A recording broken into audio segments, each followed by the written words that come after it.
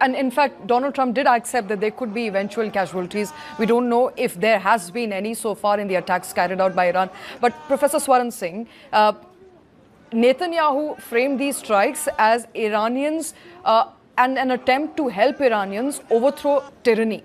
And those are the words that we also heard Donald Trump using. He said it's an opportunity for the people of Iran to overthrow the regime. But fact of the matter is, more than 45 people are confirmed dead in a school in Iran. These are civilian casualties. If you want to unite people of a country, the last thing you do is hurt the civilian infrastructure and kill innocent civilians.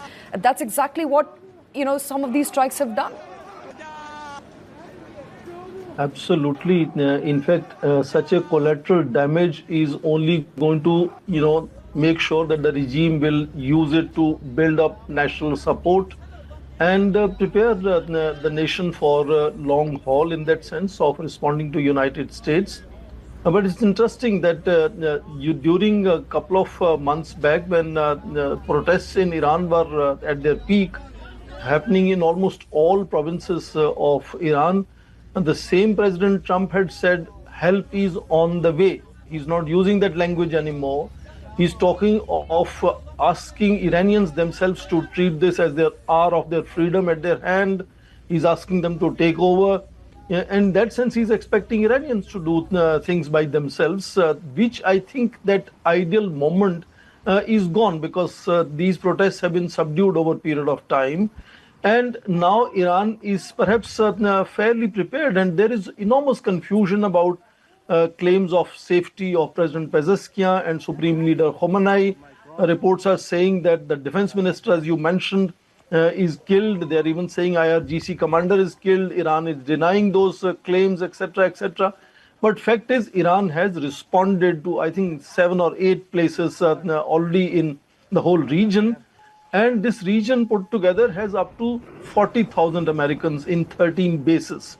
And they could become potentially vulnerable to Iranian missile strikes, or at least it will create enormous panic. And that is something that will not go very well at home with the MAGA supporters, who don't want American soldiers to be entangled in foreign, sort of conflicts. They want to focus only within their own boundaries. And in that context, with the midterm elections coming in November, early April, President Trump is supposed to go to Beijing to meet Xi Jinping in China. Now, how this unfolds, because their initial surgical strike, which was clearly aimed, and IDF has now clarified that the targets were clearly places where they thought military and political leaders were getting together. And if the outcome is not what they desired, then in that sense, it is already showcasing that the surgical strikes have not gone the way they wanted them to go, and Iran has responded. And therefore now it is kind of a compulsion-driven exercise that they are saying that these operations will continue as long as necessary, as they're saying.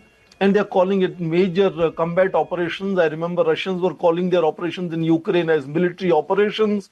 Now, whether it is going to go in that kind of long term, and fundamentally, if nothing else, it's going to be panic and destruction in the immediate region.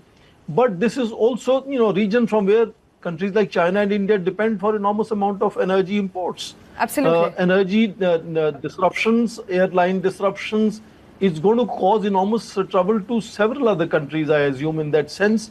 And, looking as of now, it looks like regime change is not looking an easy possibility. Boots on the ground is not at all a possibility as far as I understand it. And therefore, it's confusion writ large as to what were the aims and whether those aims are going to be achieved. Iran is now being asked not just to give up building nuclear weapons, but also give up their long-range missiles, give up all the enriched uranium, which President Trump had said they had destroyed last June in their attacks on those nuclear establishments. Now they want them to surrender that enriched uranium, etc. So it's a expanding war objectives, minimal success in their initial surgical operations, and it in that sense doesn't look like as easy as it was, for example, in case of Maduro, where Vice President was in cahoots with CIA in that sense. The last lesson that America has in regime change, I always say, is Afghanistan, where it was regime change in reverse. Now, whether Iran is going to, be any different from what happened in Afghanistan is something that, I would keep my fingers crossed In on fact, that. worse than what happened in Afghanistan for that matter. The fact that, you have to move to shelters very frequently. We don't live under such conditions. So I can't imagine what it must be for you to move out to shelters. I mean, I'm sure it's a state of panic, but it's my duty to ask questions of both the sides, and that's what I'm doing right now. Professor Swaran Singh, you were raising your hand there, sir. Yeah, I wanted to say that yes, one can keep insinuating as to whose missile was the one that led to collateral damage at girls' school. But something that President Trump himself has said recently, the British Prime Minister also said, apparently negotiations in Geneva are still open and they're inviting Iran to come and continue conversation there. So it's a bit puzzling as to how military strikes can take place while at the same time you're expecting delegations to continue to talk on issues that they were talking, and they were not saying we are either stuck or we are unhappy. They were all saying that we are progressing very well. And something that recently Ali Khamanei himself said, President Trump actually, that it's not the first time that regime change is being attempted by Western nations. He believed that from 1979 onwards, repeated attempts have been made.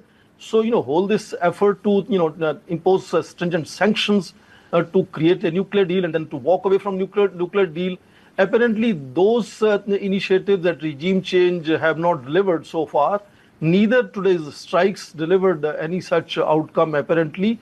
So, as a spokesperson from panelist from Israel is saying, we can hopefully think of these kind of off and on strikes continuing for a month or for a year, ultimately continuing till sort of regime change happens, either because of the natural death of a leader or next elections or whatever. We saw the regime change in Venezuela, for example. The same party, same ministers, everybody is same, and vice president has now become president.